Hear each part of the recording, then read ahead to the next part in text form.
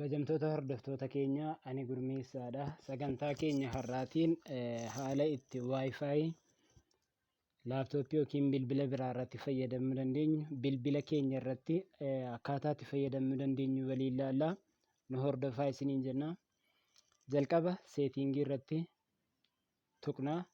Seetingii irratti erga tuqnee booddee hotspots and tethering kan jedhu jira. Kana irratti yeroo tokko gadi cuqaasnaa. Erga gadi cuqaasnee booda Wi-Fi hotspots kan jedhu jira. Isa irratti yeroo tokko ni cuqaasnaa. Itti aansuudhaan personal hotspots kan jedhu jira. Isa active goona yookiin immoo on goona. Erga on goonee kaanee booddee gara gadiirra lammaffaa irratti immoo hotspot setting kan jedhu jira. Inni bakka maqaa isaa itti sirreessinudha jechuudha. Sana irratti kilik goonee hotspot name kan jedhu san irratti kilik goona. Hotspot name kana irratti maqaa Wi-Fi yookiin immoo hotspotii bannu kana irratti barreessina. Gurmee Wi-Fi jenne okay jedha. Itti aansuudhaan lammaffaa irratti immoo hotspot password qabaachuu qaba waan ta'eef yoo password malee goone immoo yuuzariin kan biraa salphaatti fayyadamuu danda'a waan ta'eef akka yuuzariin salphaatti hin fayyadamneef password mataa keenya irratti gochuu qabna. Hotspot password isa jedhu akkasitti tuqnaa jechuudha. Erga tuqnee booddee lakkoofsa password mataa keenya irratti uumna.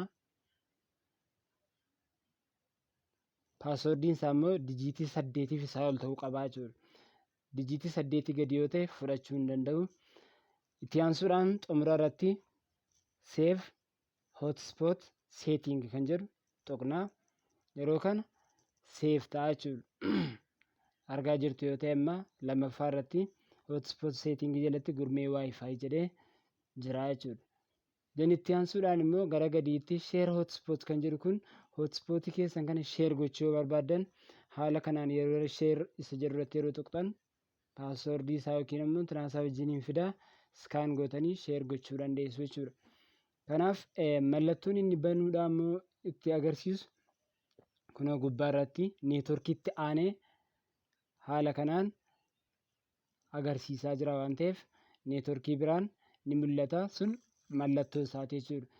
Yookiin immoo seetingii gara gubbaa irraa gadi qabnee ilaaluu yoo barbaanne hotspot kan jedhu kun mallattoo isaati jechuudha. Yeroo cufuu barbaannu immoo asirra dhufnee haala kanaan cufuu ni dandeenya jechuudha.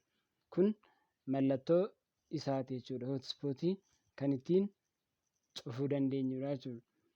Inni kun mallattoo hotspotii isaati. Yeroo bannu immoo asii banuu hin dandeenya jechuudha haala kanaan. Kanaaf salphaatti haala kanaan banuu dandeenya. Mee moobaayila biraa irratti immoo galchinee Wi-Fi isaa gurmee Wi-Fi jedhu kan ilaallee password isaa galchinee wajjiniin akka itti fayyadamnu ilaaluu ni dandeenya. Hordoftoota keenya akkuma bilbila kanarratti argaa jirtanitti gurmee Wi-Fi kan amma jiru kan create goone sun kunoo haala kanaan qulfii yookiin immoo password mallattoo irra kaa'eetu jira. Mee password kan keenyas irratti galcheetti ilaala. Haala kanaan bifa salphaa ta'een bilbila keenya qabdanuu dijiitii 8 yeroo ta'uyyuu connect kan jedhu active ta'a yookiin 8 isaa ol ta'uu qaba jechuudha. Haala kanaan connect jedhee mee ilaala. Amma akkuma argaa jirtan amma connected jedheera jechuudha. Amma kallattiidhaan intarneetiidhaan wal quunnameera. Akkasuma laaptooppii irratti illee bilbila keessan kan biraa irratti illee TV irratti illee haala kanaan fayyadamuu ni dandeessu jechuudha. Kanaafuu gara toora gurmee tube like, subscribe, share gochuun nu hordofaa isiniin jenna. Galatooma.